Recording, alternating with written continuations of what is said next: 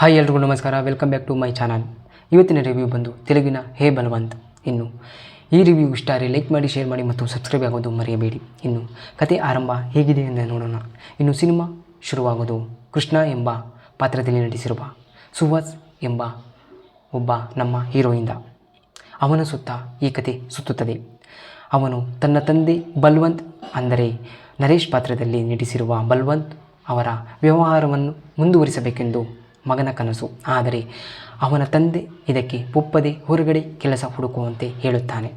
ಕೃಷ್ಣನು ತನ್ನ ಸಾಮರ್ಥ್ಯ ಸಾಬೀತುಪಡಿಸಲು ಒಂದು NGOನಲ್ಲಿ ಬಿಸ್ನೆಸ್ ಕನ್ಸಲ್ಟೆಂಟ್ ಆಗಿ ಸೇರುತ್ತಾನೆ ಮತ್ತು ಅಲ್ಲಿನ ಮುಖ್ಯಸ್ಥೆ ಅಂದರೆ ಈ ಕಥೆಯ ನಾಯಕಿ ಮಿತ್ರ ಶಿವಾನಿ ನಗರಂ ಎಂಬ ಹುಡುಗಿಯನ್ನು ಪ್ರೀತಿಸುತ್ತಾನೆ.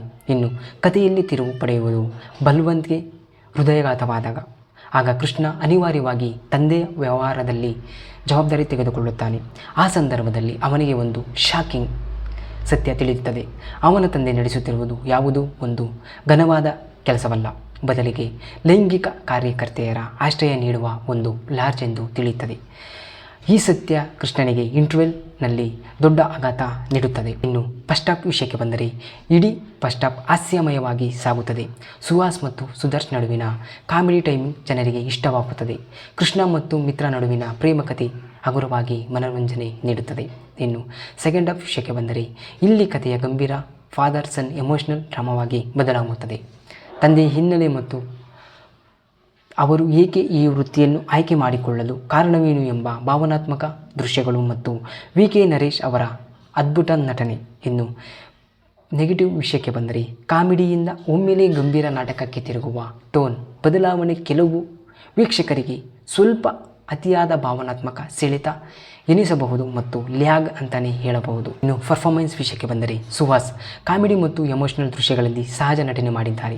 ಇನ್ನು ನರೇಶ್ ವಿಚಾರಕ್ಕೆ ಬಂದರೆ ಇಡೀ ಸಿನಿಮಾನ ಬೆನ್ನೆಲುಬಾಗಿ ನೀಡಿದ್ದಾರೆ. ಅವರ ಕಾಮಿಡಿ ಟೈಮಿಂಗ್ ಮತ್ತು ಸೀರಿಯಸ್ ಪರ್ಫಾರ್ಮೆನ್ಸ್ ಅದ್ಭುತವಾಗಿದೆ. ಇನ್ನು ಶಿವಾನಿ ನಗರಂ ಮಿತ್ರ ಪಾತ್ರದಲ್ಲಿ ಉತ್ತಮ ಅಭಿನಯ ಮಾಡಿದ್ದಾರೆ. ಇನ್ನು ಪೋಷಕ ಪಾತ್ರಗಳು ವೆನ್ನೆಲ ಕಿಶೋರ್, ಸುದರ್ಶನ್ ಮತ್ತು ಅಜಯ್ ಘೋಷ್ ಅವರ ಹಾಸ್ಯ ಅಂದರೆ ಕಾಮಿಡಿ ಟೈಮಿಂಗ್ ಚಿತ್ರದ ಪ್ಲಸ್ ಪಾಯಿಂಟ್ ಅಂತಲೇ ಹೇಳ್ಬೋದು. ಇಷ್ಟವಾಗುವ ಅಂಶಗಳು ಯಾವುವೆಂದರೆ ಸುಲಭವಾದ ಸಂಭಾಷಣೆಗಳು, ನರೇಶ್ ಅವರ ನಟನೆ ಮತ್ತು ಮೊದಲಾಟದ ಹಾಸ್ಯ.